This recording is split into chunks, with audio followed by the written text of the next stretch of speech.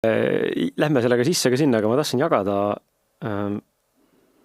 tütarlapsele, kes meil siin ruumis on, talle ma juba jagasin, aga enne kui sinuga kokku saime siin 5 minutit enne, mul tõmbas stress täiega lakke.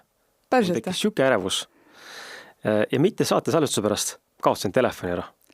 Mul ei ole seda praegu siin salvestuse all. Kaotasin telefoni ära ja mul tõmbas autos nii lukku. Mul nagu tundsin, et täitsa pekkis. Ta oli ju alles 15 minutit tagasi. Ma mäletan, mul oli telefon käes. Enam ei ole. Autos ei ole. Kurat, et. Aga kodus oli või? Ei ole, ei suutnud välja mõelda. Ma ei tulnud kodunt. Okay. Ja siis tulin sisse ja võtsin tütarlapsest telefoni ja helistasin endale. Mõtlesin, ma helistan enne endale, kui ma helistan enne naisele. Ja siis võtab vastu mingi naine. Mul oli, jumal tänatud, kellegi käes. Ja ongi Ülemistes ühes salongis. Ma istusin salongi kõrval väljas ja see ei tooli peale siin avalikult.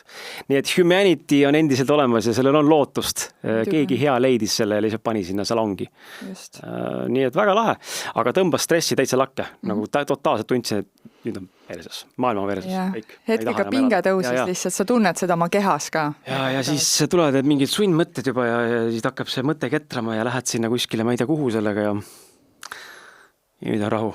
Lähen sellele järgi pärast salvestust.